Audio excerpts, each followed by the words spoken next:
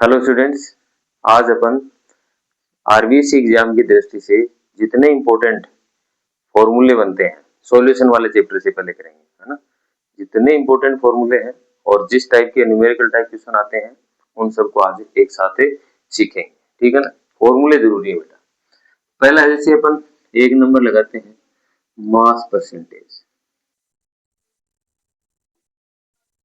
Mass percentage है जिसको अपन लिखते हैं डब्ल्यू अपॉन में डब्ल्यू परसेंटेज से रिप्रेजेंट करते हैं, ठीक। किसी कंपोनेंट का मास है जिसे अपन ए कंपोनेंट मान सकते हैं डब्ल्यू ए, और सभी कंपोनेंट जो सॉल्यूशन के अंदर है उन सब का मास का टोटल सम यानी mass of solution, mass of एक A component and mass of A solution. एक फॉर्मूला ये है। यहाँ से आपको मास परसेंटेज से रिलेटेड क्वेश्चन पूछ सकता है। दो नंबर है जैसे मास परसेंटेज के बाद जैसे मोलेलिटी है, मोलेलिटी जिसको अपन स्मॉल एम से रिप्रेजेंट कर सकते हैं। स्मॉल एम से रिप्रेजेंट कर सकते हैं एन बाई एन कंपोनेंट है नंबर ऑफ, इसको अपन किलोग्राम में लेते हैं। इसकी यूनिट भी याद रखनी है, मोल केजी इनवर्स, मोल केजी इनवर्स, है ना। और मोल पर केजी भी आप इसको बोल सकते हैं। हम इसी फॉर्मूले को आगे अपन बढ़ाएं, जैसे Na की वैल्यू अपन मानते हैं number of moles of solute, तो इसका गिवन मास अपॉन में मोलर मास, इसी को आप इसी फॉर्मूले में रख के बढ़ा सकते हैं। W upon M A into 1 upon W B, ये किलोग्राम है।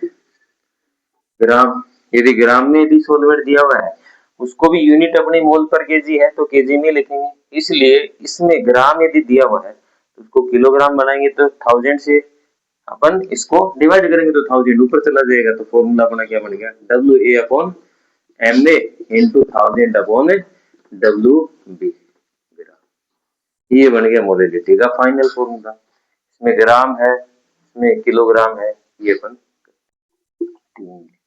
ठीक है। अब देखो ये फॉर्मूले हुए दोनों, मोलेलिटी है, ये अपन सबसे पहले मास मास यूनिट को कर रहे हैं, जो मास मास यूनिट है, जो टेम्परेचर इंडिपेंडेंट यूनिट है। टेम्परेचर इंडिपेंडेंट यूनिट का भी कई बार क्वेश्चन पूछते हैं, वो भी मैं आपको बता दूंगा।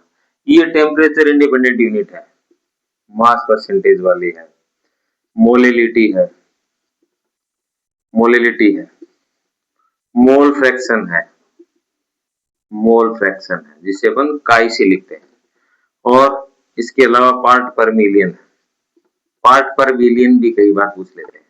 ये सभी टेम्परेचर इंडिपेंडेंट, इंडिपेंडेंट टेम्परेचर के ऊपर डिपेंड नहीं करती है, ठीक है। थर्ड देखो आप मोलेलिटी, मोलेलिटी के बाद है जैसे मोल फ्रैक्शन, मोल फ्रैक्शन जिसको अपन काई से लिखते हैं तो इसको काई बोल सकते हैं, है ना। काई बराबर लिख सकते हैं अपन मोल फ्रैक्शन किसी एक कंपोनेंट का, यानी काई मतलब काई ए प्लस काई बी बराबर एक यूनिट होता है, यूनिटी होता है। ये फॉर्मूला भी कई बार होता है सॉल्यूशन का, सॉल्यूशन का mole fraction is equal to solution के अंदर जो भी कंपोनेंट है उन सभी के मोल फ्रैक्शन को टोटल सम हमेशा एक आएगा, जब तक सॉल्यूशन में एसोसिएशन डिसोसिएशन की प्रोसेस नहीं है। अब यहाँ पर अपन जैसे काई ए की वैल्यू निकालेंगे तो एन ए इसके मोल नंबर और total number of mole of all component, solution के अंदर जितने कंपोनेंट है इसको अपन ऐसे भी लिख सकते हैं एन एन ए अपॉन में एन आई, इनफिनाइट तक जितने कंपोनेंट हैं उन टोटल सम कर सकते हैं, ठीक है। ये मोल फ्रैक्शन हो गया, स्क्रीनशॉट ले लो बेटा इसका। हाँ नेक्स्ट बेटा देखो, मोल फ्रैक्शन के बाद एक पार्ट पर मिलियन रह गया था अपना, पार्ट पर मिलियन है parts by weight of solute जिसको अपन डब्ल्यू से लिख सकते हैं, और parts by weight of solution W A plus W into 10 की पावर 6 आ जाएगा। ये पार्ट पर मिलियन, पार्ट पर मिलियन उन कंपोनेंट के लिए है जिनकी अमाउंट बहुत ट्रेस है, सॉल्यूशन के अंदर ट्रेस अमाउंट वाले हैं, यानी जिनकी कंसेंट्रेशन बहुत कम है। ऐसे जैसे फ्लोराइड है, फ्लोराइड को सॉल्यूशन में से अपन निकालेंगे तो उसके बहुत ज्यादा वॉल्यूम लेकर या उसका बहुत ज्यादा मास लेकर ही उसमें पार्ट पर मिलियन को निकाला जा सकता है। पार्ट पर बिलियन भी हो सकता है, इसको डब्ल्यू ए अपॉन में W A plus WV into 10⁹ करते हैं। ये दो फॉर्मूले। उसके बाद देखो इनका एक बार ये देख लो आप, पार्ट पर बिलियन और पार्ट पर मिलियन। उसके बाद देखो बेटा, मास वॉल्यूम यूनिट है, मास वॉल्यूम यूनिट है, मास वॉल्यूम यूनिट है जिनमें वॉल्यूम वॉल्यूम प्रेजेंट होता है। ये सभी यूनिट कौन कौन सी है, इसमें ये यूनिट है अपने पास mass volume percentage, volume percentage आ गया, जिसको अपन W/V% से भी लिख सकते हैं। ठीक है। दूसरा इसमें आ गया वॉल्यूम परसेंटेज, वॉल्यूम परसेंटेज भी लिख सकते हैं, वॉल्यूम परसेंटेज जिसको V/V% भी लिख सकते हैं। थर्ड इसमें आ गया मोलरिटी, जिसको अपन कैपिटल M से लिखते हैं। फोर्थ इसमें आ गया नॉर्मेलिटी, नॉर्मेलिटी है जिसको अपन कैपिटल N से लिखते हैं। फॉर्मेलिटी, ये देखो बेटा एनसीईआरटी में ये दोनों यूनिट हटा रखे हैं, ये दोनों यूनिट एनसीईआरटी में हटा रखे हैं। ठीक है, तो अपने को 3 पे यहाँ फोकस करना है, जो एनसीईआरटी वाले बच्चे हैं जो आरबीएससी की एग्जाम दे रहे हैं उनके लिए। ठीक है, तो ये सभी यूनिट है, ये टेम्परेचर डिपेंडेंट है, टेम्परेचर डिपेंडेंट यूनिट। टेम्परेचर का प्रभाव इनके ऊपर होता है, तो इन यूनिट को भी कई बार ऐसे क्वेश्चन देता है कि टेम्परेचर इंडिपेंडेंट यूनिट है, तो उसमें से एक यूनिट को फंसा देगा, 3 में से ये दे देगा। इसलिए आपको ये ध्यान में रखनी है कौन सी टेम्परेचर डिपेंडेंट है, कौन सी टेम्परेचर इंडिपेंडेंट है। तो यहाँ वॉल्यूम यूज हो रहा है, मास वॉल्यूम आ गया, वॉल्यूम आ गया। मोलरिटी में अपन सॉल्यूशन का वॉल्यूम लेंगे, नॉर्मलिटी में भी सॉल्यूशन का वॉल्यूम आएगा, इसमें भी सॉल्यूशन का वॉल्यूम आएगा, तो सभी में वॉल्यूम आ रहा है, इसलिए ये टेम्परेचर इंडिपेंडेंट यूनिट है। ठीक है, तो इनमें एक बार इसका स्क्रीनशॉट ले लो, उसके बाद अपन करते हैं। हाँ, नेक्स्ट बेटा देखो, मास वॉल्यूम जो यूनिट है उसमें है, पहला है उसमें पहला मास वॉल्यूम परसेंटेज, मास वॉल्यूम परसेंटेज है जिसको अपन लिख सकते हैं, ऊपर तो मास आएगा, नीचे आएगा वॉल्यूम। ठीक, दूसरी मास वॉल्यूम परसेंटेज में देखो बेटा, एक कंपोनेंट का मास है और सॉल्यूशन का टोटल वॉल्यूम आएगा, यानी gram amount of solute present in per 100 ml solution. इसके लिए भी आपको कंपोनेंट है, उसमें आपको दोनों का देखो, यहाँ एक का ग्राम है तो दूसरे का वॉल्यूम, वॉल्यूम सॉल्यूशन का लिया जाएगा, इसमें आपको ग्राम ऐड करने की जरूरत नहीं है, सॉल्यूशन का वॉल्यूम ही होगा। तो यहाँ W/V% बराबर लिखूंगा मास ऑफ कंपोनेंट अपॉन में volume of solution, volume of solution into 100 ये आएगा। तो मास ऑफ कोई भी कंपोनेंट ए है और वॉल्यूम है ये सॉल्यूशन का है, और ये किस में लिया जाएगा अपने ml में इनटू 100, ये अपने पास W/V% का फॉर्मूला। ठीक है, इसको थोड़ा ऐसे देख लो, ये है मास ऑफ कंपोनेंट ए या कोई भी एक कंपोनेंट है उसका मास है और वॉल्यूम ऑफ सॉल्यूशन है। नेक्स्ट देखो आप, दूसरी जो यूनिट है, इसमें दूसरी यूनिट है वॉल्यूम परसेंटेज, वॉल्यूम भी बोल सकते हैं, वॉल्यूम परसेंटेज। देखो वॉल्यूम का मतलब है कि कंपोनेंट है जो लिया है उसका भी वॉल्यूम लिया है और सॉल्यूशन का भी वॉल्यूम है, इसमें ऐड हो सकता है, इसको अपन V/V% लिख सकते हैं। तो ml amount of solute present in per 100 ml solution, तो यहाँ पर अपन ये लिख सकते हैं। ये सब यूनिट लेस है, इनकी कोई यूनिट भी नहीं है, मैं आपको जो यूनिट होगी वो बता दूंगा। ठीक है, तो volume upon volume percentage equal to हो जाएगा VA प्लस VB इनटू 10⁻² या 100 कर दो। ठीक है, ये सॉल्यूशन है, ये वॉल्यूम वाला है, वॉल्यूम परसेंटेज, इसका स्क्रीनशॉट ले लो, उसके बाद आगे बढ़ते हैं। नेक्स्ट देखो बेटा, नेक्स्ट है अपना जो यूनिट है थर्ड मास वॉल्यूम यूनिट में, वो है मोलरिटी, जिसको अपन कैपिटल M से लिख सकते हैं। मोलरिटी है number of moles of solute present in 1 litre solution. तो नंबर ऑफ मोल्स है, अपने को मोलरिटी बराबर लिखना है number of moles of solute present in solution, solution का वॉल्यूम है लीटर में, इसकी यूनिट क्या हो जाएगी, देखो इसकी यूनिट हो जाएगी, ऊपर तो मोल आ गया, नीचे लीटर है, वॉल्यूम है वो लीटर में, तो यूनिट हो जाएगी मोल लीटर इनवर्स, तो मोलरिटी की यूनिट हो जाएगी Na बराबर होता है WA में Ma, यहाँ इसको रखो इसमें, तो M बराबर क्या आ गया WA में Ma इंटू 1/V लीटर में। सॉल्यूशन का अभी भी, ये सॉल्यूशन का है वॉल्यूम, सॉल्यूशन का वॉल्यूम है अभी भी लीटर में, ठीक है। तो यहाँ WA तो क्या हो गया, WA तो है mass of solute, molar mass of solute, ये वॉल्यूम ऑफ सॉल्यूशन। यहाँ यदि आपको वॉल्यूम सॉल्यूशन का ml में दिया हुआ है तो ml को भी लीटर में बदलना है, यूनिट तो अपनी मोल लीटर में आनी है, तो नीचे 1000 से डिवाइड करेंगे तो ऊपर चला जाएगा 1000, तो WA अपॉन में क्या हो जाएगा Ma into 1000 upon V ml, ये सॉल्यूशन का वॉल्यूम, ये अपने मोलरिटी का फॉर्मूला हो गया, ठीक है। इसका एक बार स्क्रीनशॉट ले लो, उसके बाद आगे बढ़ते हैं। नेक्स्ट देखो बेटा, ये नॉर्मेलिटी है, नॉर्मेलिटी है वो आपको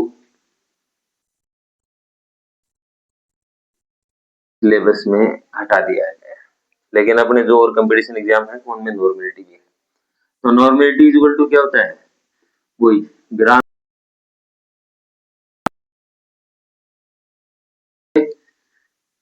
volume of solution, volume of solution, ये भी लीटर में है, तो यूनिट क्या होगी ग्राम इक्विवेलेंट लीटर इनवर्स, इसकी यूनिट, ठीक है।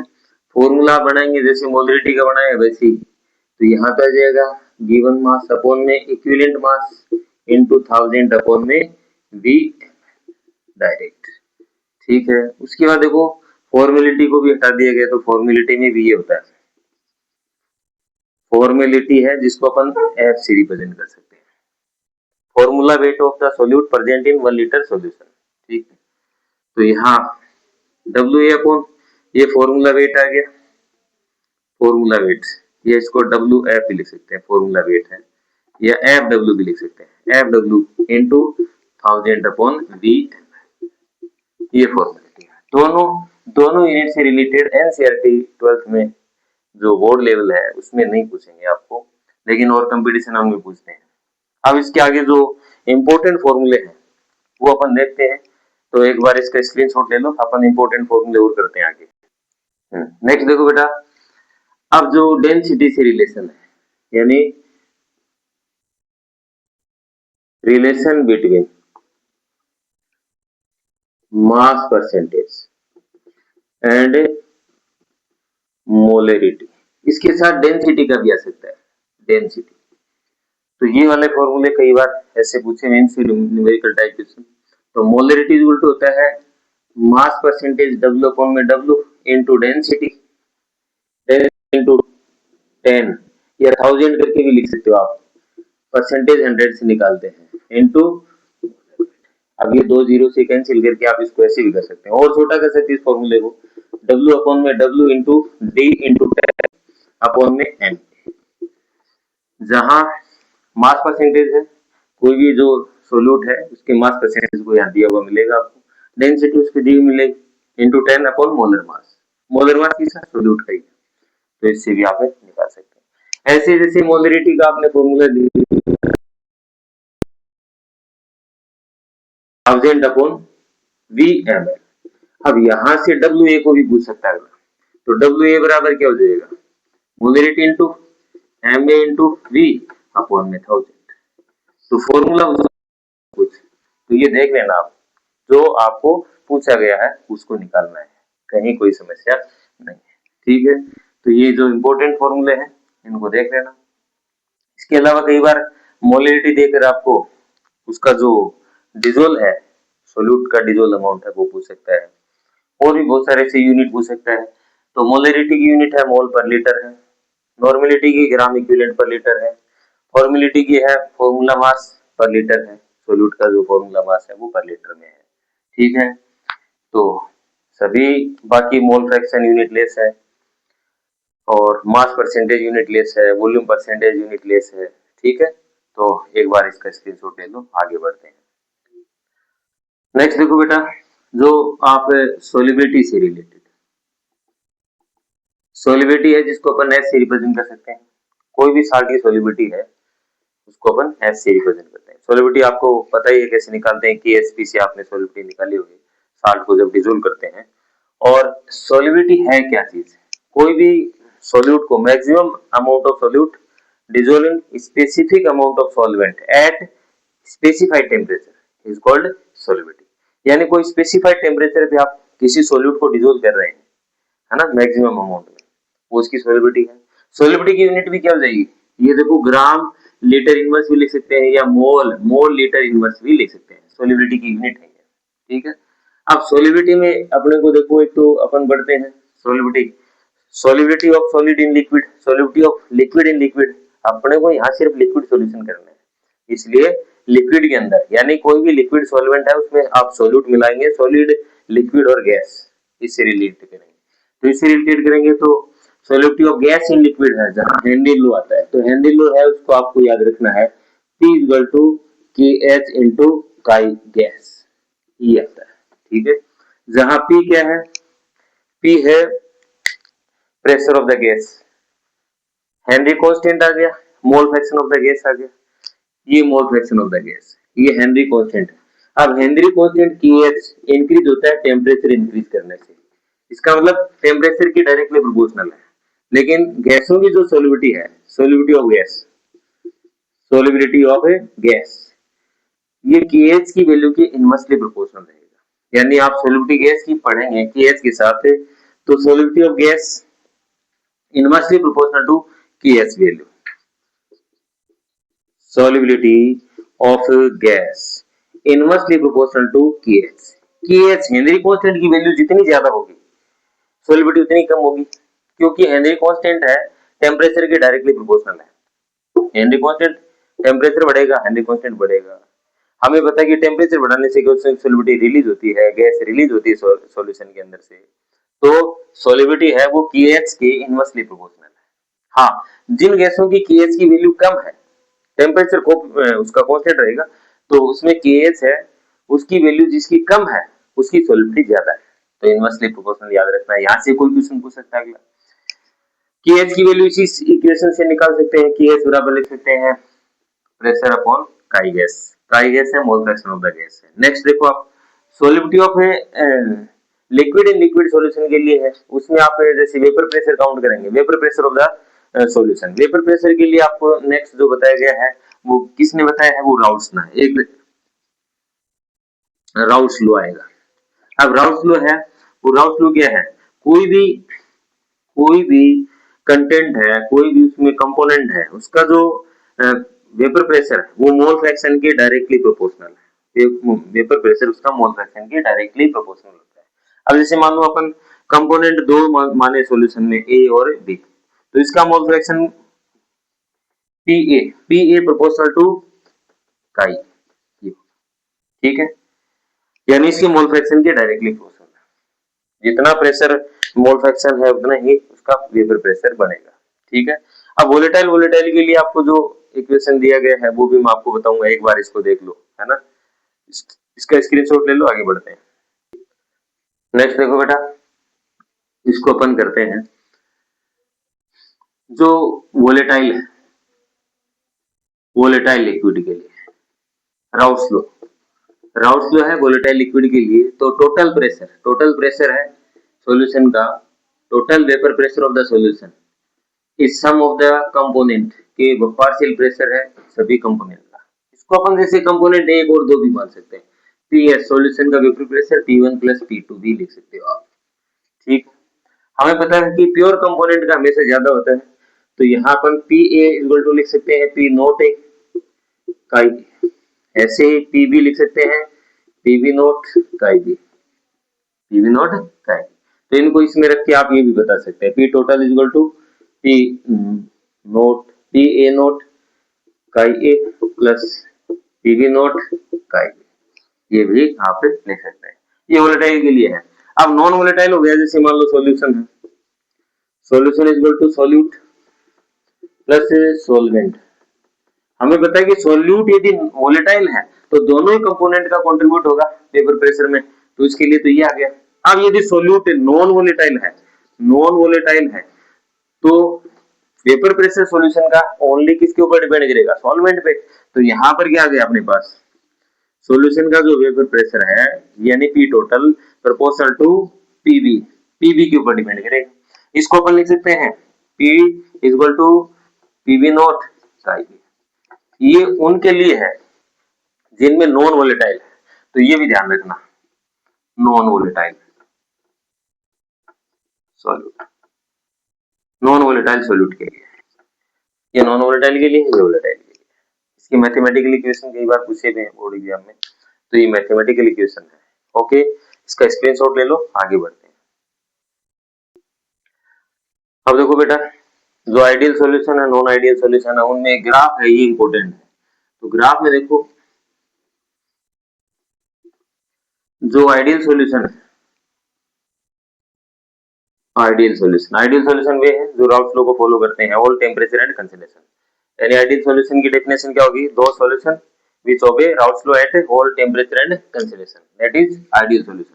आइडियल सॉल्यूशन के अपन ग्राफ से एक ग्राफ प्लॉटेड कर रहे हैं, मोल फ्रैक्शन और वेपर प्रेशर की बिटवीन। तो ये वेपर प्रेशर है, ये मोल फ्रैक्शन है, ये मोल फ्रैक्शन। तो मोल फ्रैक्शन और वेपर प्रेशर के बिटवीन अपन ग्राफ खींचे, तो यहाँ अपन देखो एक कंपोनेंट सॉल्यूशन के अंदर कम होता है। जैसे अपन ने एक कंपोनेंट को यहाँ प्योर, एक कंपोनेंट है प्योर, उसका वेपर प्रेशर अपन ने पी, उसका वेपर प्रेशर यहाँ पर है प्योर कंपोनेंट का। और प्योर कंपोनेंट है तो ए कंपोनेंट उसका मोल फ्रैक्शन भी एक है, बी कंपोनेंट का मोल फ्रैक्शन यहाँ पर 0 है। यहाँ दूसरा कंपोनेंट है पीबी नोट, प्योर स्टेट में, इसका ये मोल फ्रैक्शन, इसका ये जो वेपर प्रेशर है वो ये मैक्सिमम है। तो यहाँ काई बी तो क्या रहेगा, 1, काई ए क्या हो जाएगा 0, क्योंकि कंपोनेंट कौन सा है, बी है। तो इनकी एक स्ट्रेट लाइन आती है, दोनों को मिलाने पर ऐसे एक स्ट्रेट लाइन आती है, ये स्ट्रेट लाइन, ठीक है। दोनों को मिलाने पर सॉल्यूशन बनता है। तो हमें पता है कि पी टोटल इक्वल टू क्या हो गया, पी ए प्लस पीबी, ये आइडियल सॉल्यूशन के लिए स्ट्रेट लाइन है। अब यहाँ अपन इस कंपोनेंट के साथ इनके जो कंपोनेंट है उनके साथ मोल फ्रैक्शन का रिलेशन देखें दोनों के साथ, तो ये आएगा। तो यहाँ पर अपने पास जैसे कंपोनेंट बी है, तो पीबी इक्वल टू क्या हो जाएगा, पीबी नोट काई बी, और पी ए इक्वल टू क्या हो जाएगा, पी ए नोट काई ए। तो स्ट्रेट लाइन आएंगी, ये आइडियल सॉल्यूशन के लिए है।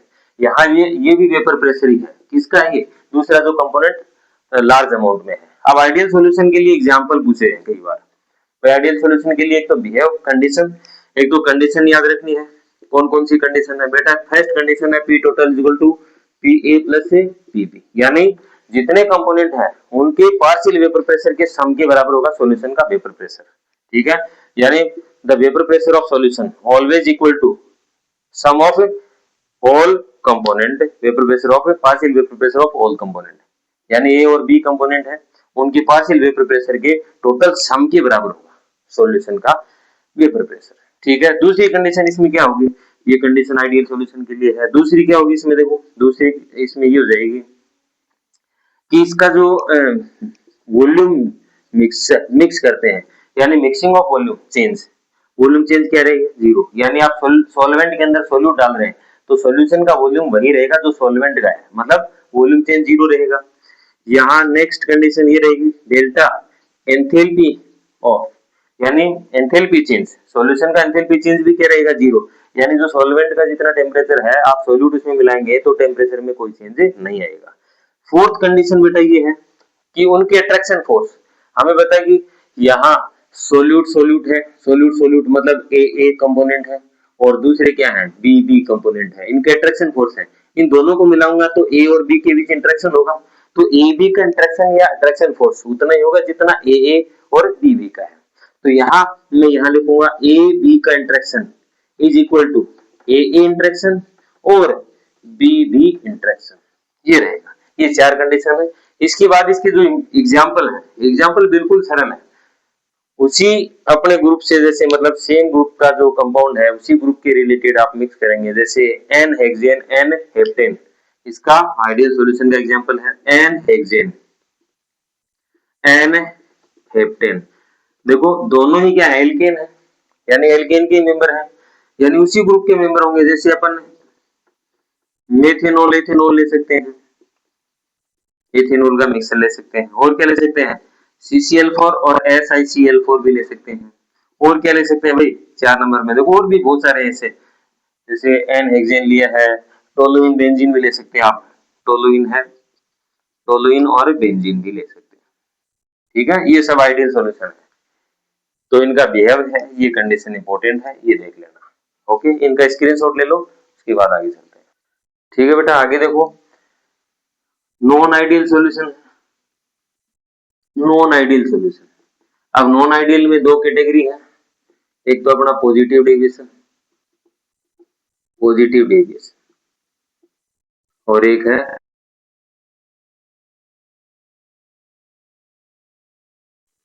यानी पॉजिटिव और negative deviation with showing positive deviation from ideal behavior, with showing negative deviation from ideal behavior। जो आइडियल बिहेव से पॉजिटिव डेविएशन शो करने वाले हैं वो पॉजिटिव डेविएशन है, नेगेटिव डेविएशन है जो उससे नेगेटिव डेविएशन शो करने वाले हैं। तो दो टाइप के हैं, ये दो कैटेगरी है। इनके लिए तो ग्राफ थोड़ा इनको वही याद रख लेना, जैसे आइडियल का आपने बनाया था ऐसे ऐसे करके, यहाँ वेपर प्रेशर लिया था, मोल फ्रैक्शन है, इनके बिटवीन अपन इनका रिलेशन दें। तो यहाँ एक कंपोनेंट अपन ने ऐसे किया था, ये तो आइडियल बिहेव था, ठीक है, ये आइडियल बिहेव है, ठीक है। अब पॉजिटिव डेविएशन वालों के लिए क्या आएगा, ग्राफ ऐसे ऊपर से आ जाएगा, ठीक है, पॉजिटिव डेविएशन वालों के लिए ऐसे ऊपर से आएगा, इस आइडियल बिहेव से ऊपर से ऐसे लिखना। तो यहाँ हमें पता है कि P total greater than P A plus P B से बढ़ जाएगा। यहाँ भी क्या हो जाएगा, जैसे यहाँ पी नोट ए लिखा है, यहाँ पी नोट बी लिखा है, ये वेपर प्रेशर है, तो यहाँ पर क्या हो जाएगा, P A greater than P not A काई ए। यहाँ क्या हो जाएगा, P B greater than P B not काई बी। ये है पॉजिटिव डेविएशन वालों के लिए। नेगेटिव में इसके नीचे से ग्राफ ऐसे खींच देना है बस। नेगेटिव वालों के लिए देखो, मैं डिफरेंट कलर से आपको बता देता हूँ, दोनों के ग्राफ सिमिलर है, इसलिए आपको इनको नेगेटिव वालों के लिए ये आ जाएगा, नेगेटिव वालों के लिए नीचे से ऐसे लिख देंगे, ठीक है, नेगेटिव वालों के लिए ऐसे लिख देंगे बस। अब इनको लिखेंगे कैसे, जैसे इसका क्या लिख देंगे, P total less than P A plus P B, ठीक है। यहाँ भी क्या कर देंगे, ग्रेटर देन की जगह लेस देन आ जाएगा, P B less than P B naught chi B. ये क्या जाएगा बोलो, P A less than P naught A chi, yes, ठीक है। तो पॉजिटिव और नेगेटिव के लिए ग्राफ दोनों आ गए। अब इनमें जो एग्जांपल है वो आपको ध्यान में रखना है। तो पॉजिटिव डेविएशन वालों के लिए तो देखो, जितने भी अल्कोहल है उसमें वाटर आप इसमें मिक्स करोगे तो उनका वॉल्यूम बढ़ेगा, ठीक है। ऐसे ही नेगेटिव वालों के लिए एसिड के साथ वाटर अपन डिसोल्व करते हैं तो उनका घटेगा। तो एग्जांपल में बता देता हूँ, थोड़ा इनका जो कंडीशन है वो कंडीशन बता देता हूँ। देखो पॉजिटिव वालों के लिए कंडीशन 4 हुई, P total greater than P A plus P B, एक कंडीशन होगी। दो कंडीशन कौन सी, एक नंबर इधर लगा देता हूँ, 2 नंबर है volume change, mixing of volume यानी पॉजिटिव, या फिर मैं लिख दूं volume change mixing greater than 0, ये भी लिख सकता हूँ दोनों। तीसरी कंडीशन इसमें क्या हो जाएगी, यानी एंथैल्पी चेंज, एंथैल्पी चेंज क्या हो जाएगा, पॉजिटिव, ये भी पॉजिटिव हो जाएगा। या मैं डेल्टा एच मिक्सिंग, मिक्सर की क्या हो जाएगी, ग्रेटर देन 0, ठीक है, यानी पॉजिटिव की तरफ जाएगी। अब फोर्थ कंडीशन क्या रहेगी, अट्रैक्शन फोर्स इसकी घटेंगे, अट्रैक्शन फोर्स घटेंगे तभी तो वॉल्यूम बढ़ रहे हैं। तो ए बी अट्रैक्शन मतलब सोल्यूट और सॉल्वेंट के पार्टिकल का अट्रैक्शन है वो ग्रेटर देन है सोल्यूट सोल्यूट के पार्टिकल और सॉल्वेंट सॉल्वेंट के पार्टिकल से। तो ये 4 कंडीशन याद रखनी है। ऐसे नेगेटिव वालों के लिए कंडीशन क्या हो जाएंगे, नेगेटिव वालों के लिए कंडीशन देखो, हमें पता है कि नेगेटिव वालों के पी टोटल क्या हो जाएगा, less than P A plus P B, यानी सॉल्यूशन के जितने कंपोनेंट है उनके पार्शियल वेपर प्रेशर के सम से कम हो जाएगा, ठीक है, पहली कंडीशन। दूसरी कंडीशन क्या है, डेल्टा वी मिक्सिंग क्या हो जाएगा बोलो, ये है नेगेटिव, या मैं लिख सकता हूँ डेल्टा वी मिक्सिंग क्या कर दूं, लेस देन 0 मतलब नेगेटिव की तरफ, ठीक है। तीसरी कंडीशन आप डेल्टा एच मिक्सिंग क्या लिख सकते हो, ये लिख सकते हैं नेगेटिव, ठीक है, ये नेगेटिव, या डेल्टा एच मिक्सिंग क्या कर दूं मैं, लेस देन 0। चौथी कंडीशन देखो, 4 नंबर कंडीशन, ये अट्रैक्शन फोर्स बढ़ जाएंगे, ए बी अट्रैक्शन मतलब सोल्यूट सॉल्वेंट के attraction greater than solute solute और सॉल्वेंट सॉल्वेंट। ये कंडीशन याद रखनी है। चौथी कंडीशन कई बार पूछी हुई है तो ये देख लेना। एग्जाम्पल है पॉजिटिव वालों में तो ज्यादातर जो एल्कोहल है, एल्कोहल एल्कोहल वाटर, इनके एग्जाम्पल आते हैं ज्यादातर। या जिनमें हाइड्रोजन बॉन्डिंग नहीं होती है मजबूत, उनमें ये आते हैं, है ना। कमजोर बॉन्डिंग होती है उसमें आते हैं, जैसे एल्कोहल वाटर में कमजोर हाइड्रोजन बॉन्डिंग है, जबकि water water alcohol alcohol alcohol के मॉलिक्यूल के बीच हाइड्रोजन बॉन्ड स्ट्रॉन्ग है। किसके कंपेयर में? इनके एल्कोहल और वाटर के मॉलिक्यूल के कंपेयर में, ठीक है।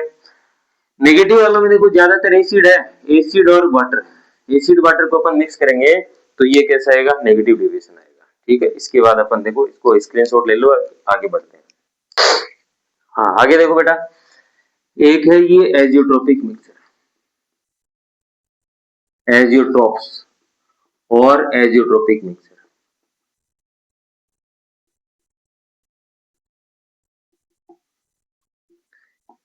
कई बार इसमें से कई क्वेश्चन ऐसे उठाए हुए हैं। तो एजियोट्रोपिक मिक्सर भी है जिनका वेपर और लिक्विड फेज में कंपोजिशन क्या रहे? कांस्टेंट रहे, सेम रहे। और ये बॉयल भी क्या हो? एक डेफिनेट टेम्परेचर पे बॉयल होते हैं। और इनके जो कंपोजिशन है, उनका सेपरेशन है, वो सिंपल फ्रैक्शनल डिस्टिलेशन से सेपरेट नहीं किए जा सकते, मतलब उनको अलग नहीं कर सकते आप सिंपल फ्रैक्शनल डिस्टिलेशन मेथड से। ये दो टाइप के हैं, एक तो है मिनिमम मिनिमम एजियोट्रोप मिक्सर, एक है मैक्सिमम एजियोट्रोप मिक्सर, ये दो है। तो देखो मिनिमम में ये देखना है, ये राउस लोगो हाई पॉजिटिव डेविएशन शो करते हैं। मिनिमम एजियोट्रोपिक है वो राउस लोगो हाई पॉजिटिव डेविएशन शो करते हैं, हायर पॉजिटिव डेविएशन। जबकि मैक्सिमम वाले राउस लोगो क्या करेंगे? हायर नेगेटिव डेविएशन शो करेंगे, ठीक है ना। यानी उसका नेगेटिव डेविएशन शो करते हैं ये नेगेटिव वाले, ठीक है। हायर तो वर्ड लगाना ही है यहाँ पर, हायर नेगेटिव हायर पॉजिटिव, ये हायर पॉजिटिव हो गया, ये हायर नेगेटिव हो गया, मतलब बहुत ज्यादा नेगेटिव शो करते हैं, ये बहुत ज्यादा पॉजिटिव शो करते हैं। ये दो इंपॉर्टेंट बात है। अब इनमें मिनिमम मिनिमम वाला है, मिनिमम वाले में देखो जिनमें कंपोजिशन है, जिनके कंपोजिशन है उनके बॉइलिंग पॉइंट क्या हो जाए? कम हो जाए। जैसे आपने एक कंपोनेंट ए लिया है, दूसरा आपने बी लिया है, ठीक है। तो ए का जो बॉइलिंग टेम्परेचर है, ए का बॉइलिंग टेम्परेचर है और बी का बॉइलिंग टेम्परेचर है प्योर स्टेट में, और दोनों को मिलाने पर यदि बॉइलिंग टेम्परेचर सॉल्यूशन का इनका क्या हो जाए? कम हो जाए, ठीक है ना, लेस, इनके कंपेयर में, कंपोनेंट के कंपेयर में कम हो जाए, तो वो हो जाएंगे मिनिमम बॉइलिंग एजियोट्रोप्स, ठीक है, मिनिमम बॉइलिंग एजियोट्रोप्स। और ऐसे ऐसे सॉल्यूशन जिनके ए और बी में कंपोजिशन है, उनके बॉइलिंग पॉइंट से ज्यादा हो जाए मिक्स करने के बाद बॉइलिंग टेम्परेचर, तो हो जाएंगे मैक्सिमम बॉइलिंग एजियोट्रोप, ठीक है।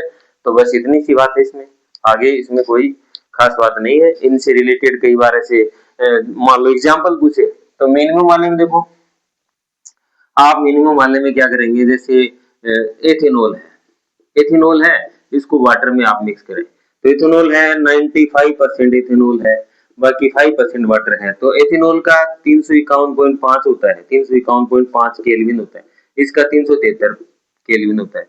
अब दोनों को मिलाने के बाद देखो इसका इसका 300 मतलब 350 केल्विन हो जाता है। इसका मतलब ये क्या हो गया? दोनों के कंपोजिशन से बॉइलिंग पॉइंट कम हो गया, ये बॉइलिंग पॉइंट है, ठीक है। इनके कंपोनेंट है उनके बॉइलिंग पॉइंट है, फिर दोनों को मिक्स करने के बाद है इनका बॉइलिंग पॉइंट है, तो ये है मिनिमम। अब मैक्सिमम वाले में क्या होगा? दोनों के कंपोजिशन से ज्यादा हो जाएगा। जैसे यहाँ मैक्सिमम वाले में आप जैसे 68% लेते हैं HNO3 और 32% लेते हैं H2O, तो हमें पता है कि ये तो 373 है, इसका लगभग 300 कितना होता है? 90 के केल्विन के बराबर होता है, तो दोनों को मिलाने पर 393 के करीब, यानी दोनों कंपोजिशन से ज्यादा बढ़ गया, दोनों के कंपोजिशन से ज्यादा हो गया, ठीक है। ये स्क्रीनशॉट ले लो, उसके बाद आगे चलते हैं। देखो बेटा आगे, अब colligative property, colligative properties, colligative property अपने चार हैं। एक तो है relative lowering in vapour pressure, RLVP है, दूसरा है एलिवेशन इन बॉइलिंग पॉइंट, तीसरा है डिप्रेशन इन फ्रीजिंग पॉइंट, और चौथा अपना ओस्मोटिक प्रेशर यानी ओपी, इसको आप ओस्मोटिक प्रेशर, ओस्मोटिक प्रेशर। ठीक है। आरएलवीपी में हमें पता है कि कोई भी अपन नॉन वोलेटाइल सॉल्यूट अपन कोलिगेटिव प्रॉपर्टी कौन सी है, जो सॉल्यूट के अमाउंट पे डिपेंड करे या सॉल्यूट के नंबर ऑफ पार्टिकल पे डिपेंड करे, do not depend on nature of A solute particle, उनकी नेचर पे डिपेंड नहीं करते। तो कोलिगेटिव प्रॉपर्टी का मतलब क्या हो गया, those property which depend on मास और अमाउंट और नंबर ऑफ पार्टिकल। तो आप ये बता सकते हैं the particles depend on particles, number of particles of the solute, colligative property. ये चार है। Relative lowering in vapour pressure, हमें पता है कि कोई भी सॉल्यूशन के अंदर अपन नॉन वोलेटाइल सॉल्यूट मिलाते हैं तो उसकी वेपर प्रेशर में क्या आती है, कमी आती है, इसको अपन रिलेटिव लोअरिंग बोलते हैं। ठीक है, उसका वेपर प्रेशर कम हो जाता है, फिर उसका टेम्परेचर बढ़ाना पड़ता है एटीएम तक करने के लिए, तो इसका मतलब elevation and boiling point, boiling point क्या हो गया, एलिवेशन हो गया। Depression and freezing point, freezing point क्या हो जाता है, डिप्रेस मतलब कम हो जाता है, ऑस्मोटिक प्रेशर है ये अलग है। ठीक है, तो relative lowering in vapour pressure of solvent, elevation boiling point of solvent, solvent के सब क्योंकि सॉल्वेंट में मिक्स कर रहे हैं नॉन वोलेटाइल सॉल्यूट, तो इसका डायरेक्ट आप फॉर्मूले याद रखो और वोल्ट ऑफ फैक्टर के साथ याद रखना है। वोल्ट ऑफ फैक्टर के साथ याद रखें तो यहाँ मान लो सॉल्यूशन है, उसमें कंपोनेंट बी पीवी नोट है, ये सॉल्वेंट है प्योर सॉल्वेंट का, यहाँ आएगा सॉल्यूशन का और यहाँ सॉल्वेंट का, क्योंकि सॉल्वेंट प्योर सॉल्वेंट का सॉल्यूशन के कंपेयर में वेपर प्रेशर ज्यादा है, और यहाँ पे क्या कर दूंगा मैं, आई काई ए कर दूंगा। ठीक है, आई काई ये सोल्यूट है, यहाँ लिख सकते हैं आप सोल्यूट, सोल्यूट के मोल फ्रैक्शन के साथ रिलेशन है, तो ये याद रखना है। इसमें आप मोलर मास की कैलकुलेशन भी कर सकते हैं, colligative property and determination of molar mass. Molar mass का इसका कैलकुलेशन ऐसे कर सकते हैं कि काई ए बराबर ये होता है, काई ए बराबर एन ए अपॉन में N A plus N B, जिसमें आप एन ए को नेग्लिजिबल कर सकते हैं, इसलिए यहाँ इसका रिलेशन जो आएगा वो ये आएगा, PB naught minus P S upon में PB naught is equal to I, यहाँ पर आ जाएगा, फिर इनके मोल नंबर निकालूंगा डब्ल्यू ए अपॉन में एम ए इंटू यहाँ जाएगा एम बी अपॉन में डब्ल्यू बी। हमें पता है कि ये मास ऑफ सॉल्यूट है, ये मोलर मास ऑफ सॉल्यूट है, ये मोलर मास ऑफ सॉल्वेंट है और मास ऑफ सॉल्वेंट है, तो इससे एम ए की कैलकुलेशन हो जाएगी। तो एम ए की कैलकुलेशन होगी तो फॉर्मूला क्या हो जाएगा अपने पास, ये हो जाएगा एम ए बराबर क्या हो जाएगा बोलो, एम ए बराबर हो जाएगा पी एस, यानी एम ए बराबर मैं लिखूंगा तो ये लिखूंगा, इसको यहां लेके आऊंगा तो ये हो जाएगा अपने पास से पी नोट बी अपॉन में P naught B minus P S into में क्या हो जाएगा बोलो, ये इसको यहाँ रख के आप कर सकते हैं, इसको आगे ले जाएंगे तो इसके नीचे आएगा, ये आ जाएगा अपने पास W A into M B upon में, ठीक है, स्क्रीनशॉट ले लो बेटा, आगे चलते हैं, इसके मोलर मास के कैलकुलेशन भी साथ साथ कर सकते हैं। ओके, आगे देखो बेटा, एक इसमें जो एलिवेशन एंड बॉइलिंग पॉइंट है, एलिवेशन बॉइलिंग पॉइंट है, इसमें ग्राफ तो सिंपल सा ये करना ही है आपको, ये पता ही है आपको, प्रेशर है 1 एटीएम के बराबर है, 1 एटीएम, और ये है अपने पास टेम्परेचर, इधर टेम्परेचर है, तो अपन कोई भी प्योर सॉल्वेंट को बॉइल करते हैं, ये प्योर सॉल्वेंट का बॉइलिंग टेम्परेचर है टीबी नोट, और इस पे इसका वेपर प्रेशर क्या हो जाए, 1 एटीएम के बराबर हो जाए तो उसका ये बॉइलिंग पॉइंट हो गया। ठीक है ना, तो बॉइलिंग पॉइंट क्या होता है, यानी the temperature at which vapour pressure of pure solvent equal to 1 ATM, 1 ATM के बराबर उसका वेपर प्रेशर है, उसका बॉइलिंग पॉइंट है। ठीक है, तो ये अपना क्या हो गया, सॉल्वेंट हो गया। इसमें जैसे मैं नॉन वोलेटाइल सॉल्यूट डालूंगा तो इसके वेपर प्रेशर में क्या जाएगी, कमी आ गई ना, वेपर प्रेशर कम हो गया। अब इसकी वेपर प्रेशर को बढ़ाने के लिए 1 एटीएम करने के लिए टेम्परेचर बढ़ाऊंगा, तो यहाँ पर इसका 1 एटीएम बराबर होगा, तो ये टेम्परेचर आ गया अपने पास से टीबी। ठीक है, और ये टेम्परेचर डिफरेंस क्या आ गया अपने पास से डेल टीबी। ठीक है, और ये जो वेपर प्रेशर कम हुआ था ये अपना डेल पी, ये वेपर प्रेशर में कमी आई थी। ठीक है, अब ये ग्राफ आ गया अपने पास एलिवेशन एंड बॉइलिंग पॉइंट, अपन ने 1 एटीएम तक इसके टेम्परेचर को, हमें पता है कि 1 एटीएम जब हो जाएगा वेपर प्रेशर 1 एटीएम हो जाएगा तो वो उसका बॉइलिंग पॉइंट है। बॉइलिंग पॉइंट की definition, the temperature at which vapour pressure of the solvent particle is equal to 1 ATM, that is boiling temperature, उसका प्योर स्टेट में है। उसके बाद अपन ने नॉन वोलेटाइल सॉल्यूट डालते ही इसकी वेपर प्रेशर में क्या आएगी, कमी आ गई, तो अभी इसकी वेपर प्रेशर को अपन क्या करना चाहेंगे, 1 एटीएम तक करना चाहेंगे, तो इसके टेम्परेचर को बढ़ाना पड़ेगा, जिससे वेपर और बनेंगे तो यहाँ पर इस टेम्परेचर पे जाके इसकी एक एटीएम वेपर प्रेशर के बराबर होगा। इसलिए हमें पता है टोटल टेम्परेचर यानी डेल टीबी इक्वल टू क्या हो गया, डेल टीबी का मतलब है ज्यादा टेम्परेचर ये है तो इसको टीबी को यहाँ लिखूंगा माइनस टीबी नोट, ये हो गया अपना एक नंबर से टेम्परेचर का डिफरेंस। ठीक है, अब देखो आपने ये जो टेम्परेचर है टीबी डिपेंड किसके ऊपर करा, मोल फ्रैक्शन यानी मोल नंबर का मतलब है मोलिलिटी मास के ऊपर डिपेंड करा, तो यहाँ मोलिलिटी के डायरेक्टली प्रोपोर्शनल। तो मैं क्या लिख सकता हूँ, del TB is equal to यहाँ प्रोपोर्शनलिटी कांस्टेंट केबी ले लूं डॉट एन, ये अपना एक नंबर इक्वेशन हो गया, ये बहुत काम आने वाला है। इससे अपन ये जो केबी आया है इसको अपन बोलते हैं इसको इबुलियोस्कोपिक कांस्टेंट या मोलल एलिवेशन कांस्टेंट भी बोल सकते हैं या बॉइलिंग एलिवेशन कांस्टेंट भी बोल सकते हैं। केबी क्या है, मोलल एलिवेशन कांस्टेंट, इबुलियोस्कोपिक कांस्टेंट भी बोल सकते हैं, यानी केबी है ये है इबुलियोस्कोपिक कांस्टेंट, या इसको अपन बोल सकते हैं मोलल एलिवेशन कांस्टेंट, या इसको बोल सकते हैं बॉइलिंग एलिवेशन कांस्टेंट भी बोल सकते हैं। इसकी यूनिट देखो आप, इसकी यूनिट कैसे निकालेंगे, इसकी यूनिट ऐसे निकालेंगे यानी केबी बराबर क्या हो जाएगा, डेल टीबी ऊपर आ जाएगा नीचे आ जाएगा, मोलिलिटी की होती है मोल केजी इनवर्स और टेम्परेचर की केल्विन है और इसकी होती है मोल केजी इनवर्स, तो ऊपर जाएगा तो क्या हो जाएगा केल्विन किलोग्राम मोल इनवर्स, ये इसकी यूनिट है। ठीक है, ये इसकी यूनिट है, इसकी यूनिट कई बार पूछी भी है। ये मोलिलिटी है, अब मोलिलिटी के साथ इसका आप फॉर्मूला बनाएंगे तो ये बढ़ा सकते हो आप इसकी मोलिलिटी के साथ, यानी डेल टीबी इक्वल टू क्या लिखूंगा KB into molality W A upon में एम ए इंटू 1000 अपॉन में बोलो डब्ल्यू बी, ये लिखा था आपने इसे मोलिलिटी में, तो ये इसका रिलेशन मोलर मास के साथ भी रिलेशन कर सकते हो। मोलर मास बराबर क्या हो जाएगा Kb into W A into 1000 upon में क्या जाएगा del TB into W B, ये मोलर मास के साथ रिलेशन आ गया। ठीक है, उसके बाद देखो आप इसमें एक तो ये यूनिट है, कई बार इसके जो पूछते हैं कि Kb क्या है, Kb क्या है इबुलियोस्कोपिक कांस्टेंट, मोलर एलिवेशन कांस्टेंट, और इसकी जो यूनिट है केल्विन किलोग्राम मोल इनवर्स है। ठीक है, ये पूछते हैं तो ये मोलिलिटी के साथ रिलेशन है।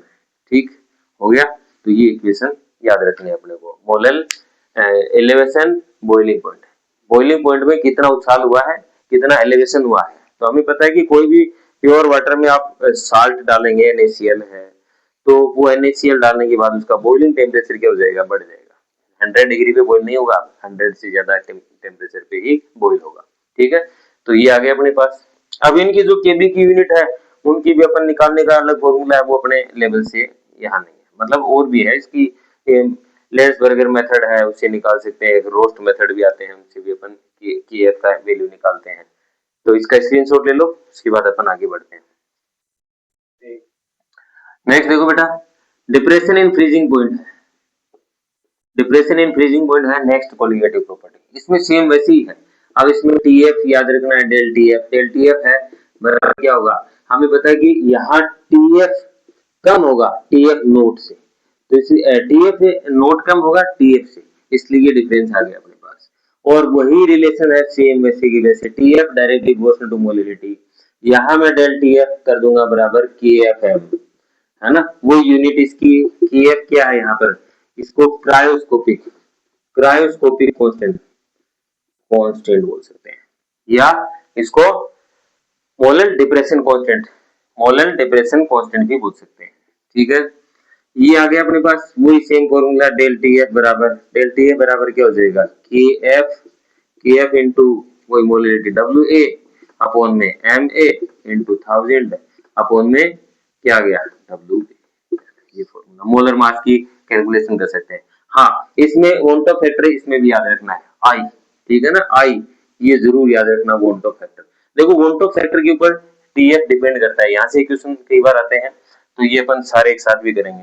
ये डिप्रेशन फ्रीजिंग पॉइंट हो गया, उसके बाद अपन चलते हैं आप ये ऑस्मोटिक प्रेशर में, इसका स्क्रीनशॉट लो, आगे चलते हैं जल्दी करो। आगे देखो बेटा, आगे अपना ऑस्मोटिक प्रेशर है, ऑस्मोटिक प्रेशर है। आप देखो ओस्मोसिस है, यानी जो लोअर कंसंट्रेशन से सॉल्वेंट पार्टिकल का हायर कंसंट्रेशन की तरफ ट्रांसफर है थ्रू एसपीएम। थ्रू एसपीएम है जो ऑस्मोसिस प्रोसेस है। अब जैसे मान लो अपन ने दो ऐसे सॉल्यूशन को रखा है, तो यहाँ लो कंसंट्रेशन सॉल्यूशन है और यहाँ हाई कंसंट्रेशन सॉल्यूशन है, तो यहाँ ये एक एसपीएम लगा रखा है अपन ने। क्या लगा रखा है? Semi permeable membrane. इसके थ्रू सॉल्वेंट पार्टिकल इधर जा रहे हैं, तो ये ऑस्मोसिस है। अब मैं इसके ऊपर प्रेशर लगाऊं, इसके ऊपर प्रेशर लगाऊं जिससे इसकी ऑस्मोसिस को रोका जा सके, वो ऑस्मोटिक प्रेशर है। इधर मैं प्रेशर लगाऊं तो इसके जो सॉल्वेंट पार्टिकल इधर जो जा रहे हैं लो टू हाई, तो इसके आना बंद हो जाएगा, क्योंकि इनके ऊपर ऐसा प्रेशर लगेगा जिससे ये सॉल्वेंट ये पार्टिकल इधर मूव नहीं होंगे, तो उसको अपन बोलेंगे ऑस्मोटिक प्रेशर। और मैं उस ऑस्मोटिक प्रेशर से और ज्यादा हाई लगा दूं तो पार्टिकल ऐसे मूव करने शुरू कर देंगे, उसको अपन बोलते हैं रिवर्स ऑस्मोसिस। उसको अपन बोलेंगे रिवर्स ऑस्मोसिस बोलेंगे। ठीक है।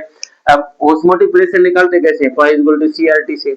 ये फॉर्मूला याद रखना, pi equal to i CRT भी याद रखना। ठीक है ना, आई वोंटो फैक्टर है, इसको अपन याद रखेंगे। उसके बाद देखो यहाँ इनका मोलर मास के साथ रिलेशन भी आप कर सकते हैं। पाई इक्वल टू क्या है? सीआरटी है। और सी बराबर क्या होता है? सी बराबर number of mole upon volume होता है। नंबर ऑफ मोल अपन कैसे कैलकुलेट करते हैं? डब्ल्यू अपॉन में एम ए, यानी कंपोनेंट सोल्यूट है, सोल्यूट को अपन ने ए माना है, तो डब्ल्यू अपॉन एम ए। तो यहाँ क्या रखेंगे? डब्ल्यू ए अपॉन में एम ए, और आगे क्या रखूंगा बोलो? यहाँ रखूंगा आर टी। ठीक है, अपॉन में वी, वी ये रहा। ठीक है। अब मोलर मास यहाँ ले आऊंगा, तो मोलर मास एम ए बराबर क्या लिख दूंगा? डब्ल्यू ए अपॉन में पाई, और आगे क्या? आर टी अपॉन में डी। ठीक है, ये अपना ऑस्मोटिक प्रेशर हो गया। अब थोड़ा सा मैं वोंटो फैक्टर की बात करूं, तो वोंटो फैक्टर ये होता है कि जैसे मान लो जो डिसोसिएशन जिनका होता है, जैसे आयनों में टूटते हैं, तो डिसोसिएशन में वोंटो फैक्टर बढ़ते हैं, एसोसिएशन में घटते हैं। ठीक है। और जिनका एसोसिएशन डिसोसिएशन नहीं होता, उनका आई क्या होता है? 1। अब जैसे आई की वैल्यू बढ़ेगी कब? एक से ज्यादा कब होगी? डिसोसिएशन। तो ये भी कई बार क्वेश्चन पूछते हैं, आई की वैल्यू कब, यानी वोंटो फैक्टर डिक्रीज 1, 1 से कम कब हो सकता है? जब एसोसिएशन। ठीक है ना, एसोसिएशन पर 1 से कम और डिसोसिएशन पर 1 से ज्यादा, ये कंडीशन भी आपको कई बार पूछी जा सकती है। अब इनका एक स्क्रीनशॉट ले लो, जल्दी से इसको खत्म करते हैं चैप्टर को। हो गया, चलो आगे बढ़ते हैं। अब आगे देखो, अब ये वोंटो फैक्टर है, वोंटो फैक्टर है, एक अपना अब नॉर्मल मोलर मास है। अब नॉर्मल मोलर मास यानी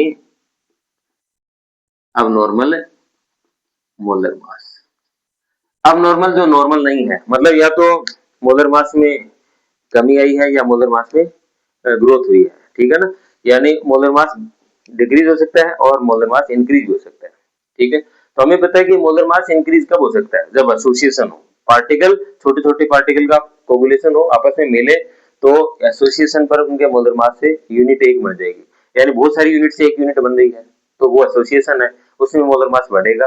तो ये भी ध्यान में रखना कि मोलर मास का बढ़ेगा एसोसिएशन पर। डिसोसिएशन पर मोलर मास में कमी आती है। ठीक है, जैसे NaCl है, एक यूनिट का मोलर मास कितना है? तो 58.5 होता है, जबकि अपन डिसोसिएशन करने के बाद Na यूनिट Na प्लस और Cl माइनस यूनिट में डिवाइड हो गया, तो क्या हो गया? अपना हाफ हाफ हो गया, है ना, 2 यूनिट में डिवाइड हो गया, तो 1/2 1/2 हो गया। ठीक है, एसोसिएशन डिसोसिएशन। तो मोलर मास, अब नॉर्मल मोलर मास क्या हो गया? यानी मास है, जो मोलर मास है वो डिक्रीज और इंक्रीज हो सकता है एसोसिएशन और डिसोसिएशन पर, उसको आप नॉर्मल मोलर मास बोलते हैं। ठीक है। अब जैसे मान लो एसिटिक एसिड है, उसका एक मोल का जो मास है 60 ग्राम मोल इनवर्स होता है, एक मोल का मास है, लेकिन उसको बेंजीन में जैसे डालते हैं तो वो एसोसिएट हो जाते हैं, एसोसिएट होकर वो मॉलिक्यूल मतलब दो यूनिट आपस में जुड़ जाती हैं, तो दो यूनिट आपस में डाइमराइजेशन करते हैं, तो जिससे जुड़ जाती हैं, तो उसके मास पर यूनिट कितना हो गया? 120 ग्राम मोल इनवर्स हो गया। ठीक है ना, तो एक यूनिट होगी एसोसिएशन पर, एक यूनिट होगी। ठीक है, तो मोलर मास एसोसिएशन पर क्या हो गया? बढ़ गया, जबकि डिसोसिएशन पर क्या हो रहा था? घट रहा था। ये ध्यान में रखना है। अब इनका जो वोंटो फैक्टर है, अब वोंटो फैक्टर क्या होता है? जैसे देखो NaCl को मैंने डिसोसिएट कर दिया, Na प्लस और Cl माइनस, तो इसकी एक यूनिट से ये 2 यूनिट बनी है, तो एक यूनिट ये बनी है, एक यूनिट ये, तो इसका वोंटो फैक्टर क्या है? 2 आयन बने तो वोंटो फैक्टर 1 है और 1 2। ठीक है, ऐसे देखो AlCl3 है, AlCl3 में Al3 प्लस और 3Cl माइनस, इसका मोल 1 है, इसके कितने हैं? 3, टोटल कितने हुए? 4, तो वोंटो फैक्टर कितना हो गया इसका? 4। तो ये है डिसोसिएशन, डिसोसिएशन पर वोंटो फैक्टर बढ़ रहे हैं लगातार। ठीक है, अब हमें देखो मोल्टो फैक्टर के साथ जो रिलेशन था सभी फॉर्मूले का, यानी आपने जो relative lowering in vapour pressure था PV naught minus PS upon में PV naught is equal to I chi, ये mole fraction of the solute है। एक ये था, दूसरा क्या था अपना, दूसरा था एलिवेशन इन बॉइलिंग पॉइंट, तो अपन ने क्या लिखा था, del TB is equal to I K B, तो वोल्टो फैक्टर के डायरेक्टली प्रोपोर्शनल है, ये ध्यान में रखना है। उसके बाद तीसरा था डेल टी एफ है इज इक्वल टू आई के एफ, तो वोल्टो फैक्टर के डायरेक्टली प्रोपोर्शनल है। वोल्टो फैक्टर बढ़ेगा यानी ऐसे सॉल्ट होंगे उनका ये बॉइलिंग एलिवेशन कम ज्यादा होगा, है ना, इनका डिप्रेशन उतना ही कम होता जाएगा, ठीक है। और 4 नंबर में क्या था अपना जो कोलिगेटिव प्रॉपर्टी वो था पाई, पाई इज इक्वल टू क्या हो जाएगा आई सी आर टी, ठीक है। ये सभी फॉर्मूले आपको याद रखने हैं वोल्टो फैक्टर के साथ रिलेशन। अब देखो एक तो अपना जो डिसोसिएशन है, डिग्री ऑफ डिसोसिएशन अल्फा और आई के साथ जो रिलेशन आता है उसमें एक तो एसोसिएशन का आता है और एक डिसोसिएशन का आता है, ठीक है। एक बार इसका स्क्रीनशॉट ले लो, इसके बाद ये रिलेशन बताता हूँ आपको जल्दी से। नेक्स्ट देखो बेटा, यानी डिग्री ऑफ डिसोसिएशन है, इसको अपन डिग्री ऑफ डिसोसिएशन, ठीक है, एसोसिएशन से भी रिलेटेड करेंगे। और आई है वोल्टो फैक्टर, ठीक है, वोल्टो फैक्टर और अल्फा में रिलेशन देखो। अब जैसे डिसोसिएशन पर, एट डिसोसिएशन पर रिलेशन जो रहेगा डिग्री ऑफ डिसोसिएशन का, ये आ जाएगा 1, ठीक है, और यहाँ आ जाएगा एन, ये रिलेशन रहेगा, ठीक है। सॉरी एसोसिएशन पर, ये एसोसिएशन पर तो ये रहेगा, और एट डिसोसिएशन पर क्या रहेगा अल्फा, अल्फा इक्वल टू क्या हो जाएगा बोलो I minus one N minus one, ये रहेगा, ये ध्यान, ठीक। तो आज के लिए इतना ही था, ये पूरा अपना चैप्टर खत्म हो गया है, ठीक है, इसका समापन हो गया है, और ये वीडियो अपन अपलोड कर देंगे, और इस चैनल को आप सब्सक्राइब करें, लाइक करें, शेयर करें, ठीक है, सभी विद्यार्थियों तक पहुंचाएं, ठीक है बेटा, ओके।